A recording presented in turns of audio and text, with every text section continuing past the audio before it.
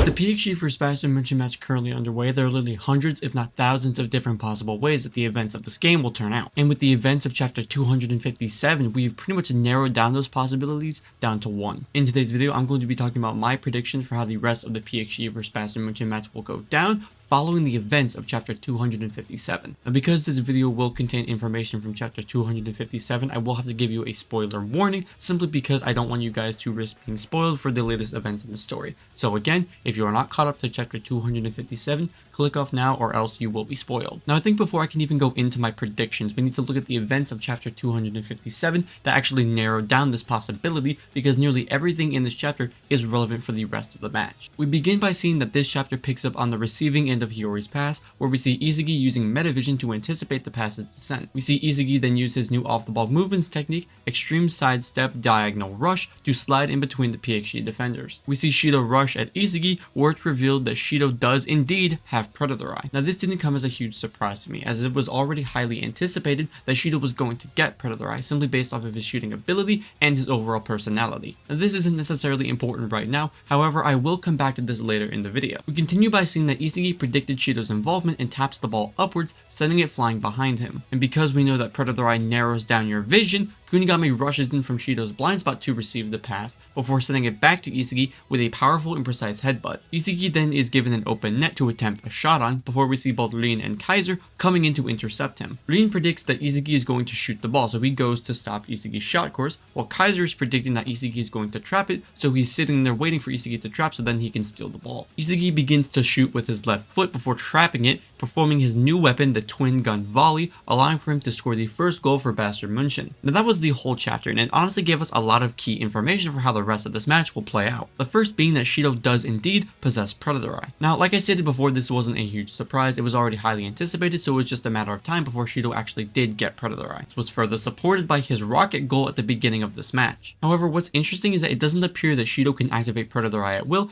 and is just instinctually activating it, as opposed to Bado, who can activate it at will. Secondly, we see that both Rin and Kaiser are devoting their entire performance in this game to crushing Isagi. Now what's odd about this is that, considering Kaiser is trying to crush Isagi this game, why has he not revealed his new weapon? Considering Kaiser's new weapon was supposed to crush Isagi. This event right here further supports my theory that Kaiser's new weapon is ambidextrous shooting. My reasoning for this is the fact that Isagi technically stole metavision by observing Kaiser's plays, so I feel like it's only fair that after observing Isagi's plays in the Ubers match, Kaiser would develop ambidextrous Kaiser impacting just to kind of one-up Isagi, saying, oh, you stole this from me, I stole this from you. It would also explain why he's practicing his shooting technique prior to the PXG match beginning. Now you may argue that this next point is insignificant, however I would consider it to be very significant considering we actually see Kaiser sweating for the first time in the entire NAL. The reason for this being so important is the fact that we've never actually seen a new Gen 11 player sweat before. We have Kaiser's previous games, as well as Sai's performance in the U20 match and Lorenzo's performance in the Ubers match to support this. Not once did any of those players actually sweat until right now. And it honestly makes me wonder, why this match? Why in this match is Kaiser sweating? Because when you look at it, the PXG match has basically only begun with about 15 minutes of playtime actually occurring. And when you look at the Barcha match and the Manchan City match and even the Ubers match, those matches were a lot more intense than this match currently is. And not just more intense, much more physically straining, as we see Kaiser perform a jumping Kaiser impact in order to save the ball in the Manchan City match, but we also see him constantly spamming Predator Eye and Metavision in order to intercept Isagi's plays in the Ubers match, as well as being constantly marked by Lorenzo during the Ubers match. But when you look at the events of this match currently, the only thing that Kaiser has actually done was get stopped by Rin, had an off-the-ball movements matchup with Shido, failed to block Charles, and now failed to intercept Isagi. Now this could also bring up another theory that Kaiser's weapon is something physically straining that has yet to be revealed, in the same way that Metavision's physically drained Isagi in the Manchan City match. But truthfully, we really can't say because we just don't have enough information yet, but yeah, a new Gen 11 player sweating? That's kind of intense. And the last new information we got from this chapter was Isagi developing a new weapon called the twin gun volley. Now, I don't know if you're aware of this, but this is an incredibly huge thing for Isagi. When you look at Isagi's shooting style, he had two big major weaknesses. The first being that he was only able to shoot with his right foot, meaning if his opponent tackled him very slightly, he would still be unable to shoot and be forced into trapping, effectively killing his weapon. And we see this done with Sai in the U20 match and Kaiser in the Munchen City match. And his second weakness was the fact that his left foot is substantially weaker than his right foot, with even Aiku deducing that it's only about 40% of his right foot in relation to power. Now, Isagi managed to fix his first issue by adapting an ambidextrous shooting style into his arsenal, and was able to fix his second issue with strength training. However, this new weapon and shooting style completely eradicates both of those weaknesses, because now Isagi can fake a shot with his left foot, trap the ball instead, and then fire it directly with his right foot, his more powerful and dominant foot. This not only allows for him to create doubt between the defender and the goalie as to which foot he's going to shoot with, but also allows him to be immune to tackling due to his ability to shoot with either foot. Also, I think it's kind of cool that Isagi developed this new weapon after observing Nagi's juggling shot in the Munchen City match, and also his two-stage fake volley shot in the second selection,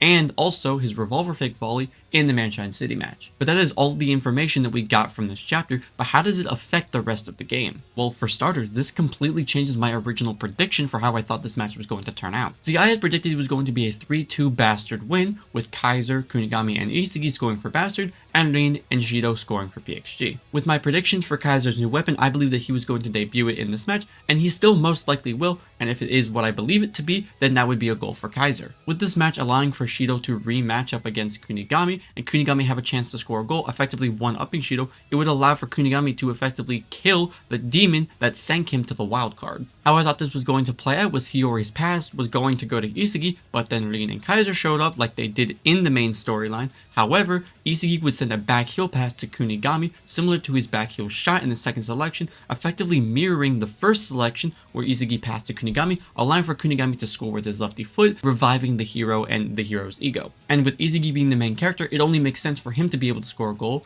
and because he is the main character, and a lot of the time in the series, Isagi scores the final goal, it would have made sense to me that Isagi would have scored the final goal. For Shido, I fully expected him to awaken Predator Eye, however, I only expected him to awaken it after Kunigami had scored a goal. The reasoning for this would be that after Shido awakened Predator Eye and scored a goal, Kunigami, like in the main series, would be forced to man-mark Shido. This would pull him from the forward line back to the defensive midfielder line like he is right now in the main story, but because he already scored a goal, it would not waste his usage as a forward on the pitch, considering Kunigami's arsenal is very offensive heavy. And for Rin, I expected him to awaken flow state in this match and then score a goal, kind of mirroring his performance in the U20 match, except this time he would actually score, considering he doesn't have Aiku and Shido trying to stop him. But now that Isagi scored the first goal for Bastard Munchen, my prediction has severely changed. The biggest thing now is that I don't believe that Bastard Munchen is going to win the final match of the NEL. I personally believe that it's going to be 3-2 for PXG rather than Bastard. Looking as to how Kunigami assisted Isagi in the previous chapter, I don't really think he's going to score a goal,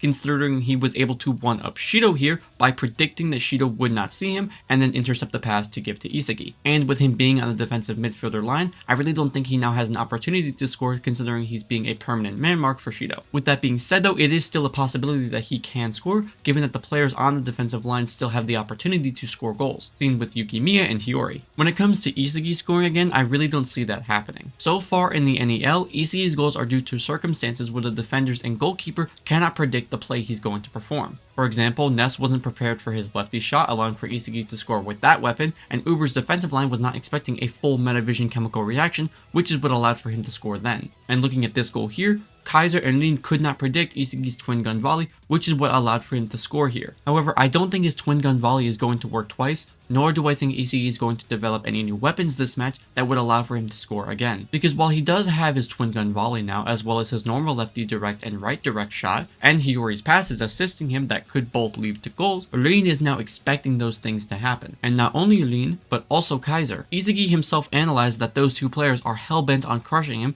and now that he's shown his new weapon, they're going to be attempting to keep him on an ultimate lockdown. So truthfully, I don't see Isagi scoring another goal. As for Kaiser, my opinion on him is still relatively the same, considering this chapter mostly affected Kunigami and Isagi rather than Kaiser, Rin, or Hiyori. Now, considering Shido already scored a goal, it's very unlikely that he's going to score again. This is in due part to Kunigami man-marking him, but also because I really don't see how else he could be utilized in the story other than maybe a hurdle for Charles and Kagamaru to personally overcome. And for Rin, my opinion on him is still very much the same, with my prediction being that he enters flow state and scores a goal for the last kickoff of the game, resulting in Rin being in flow state for 100% of the final kickoff. But now here's where my prediction changed entirely. We knew that the whole reason that France entered the NEL was specifically for Loki to help train Charles in order for him to improve as a player. We have Loki himself clearly state this, as he's wanting Charles to develop into the perfect passing partner. You see that during the PXG match, Charles has been frequently avoiding the option of passing to Rin and instead has been constantly feeding passes to Shido. I believe that something will occur that will allow Charles to stop frequently passing to Shido, at least to this obsessive degree, and then awaken as a player. This awakening would be exactly what Loki was waiting for, and then would sub himself onto the team using the star change system. And now with Loki being on the pitch, this would be his opportunity to have a trial run to see how Charles actually performs as his passing partner now that he's awoken. Now, unlike every other situation where the star change system is used,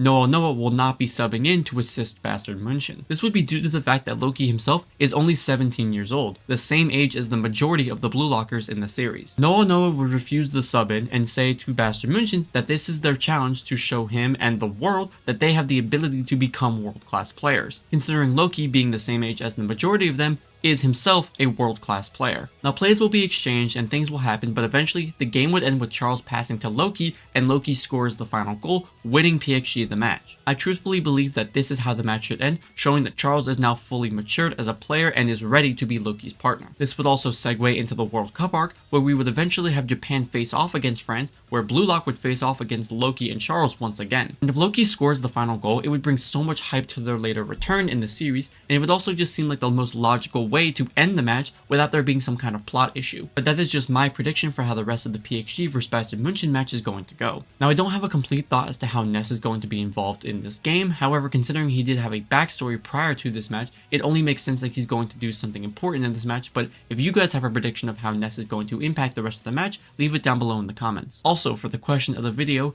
who do you think is more likely to score the next goal?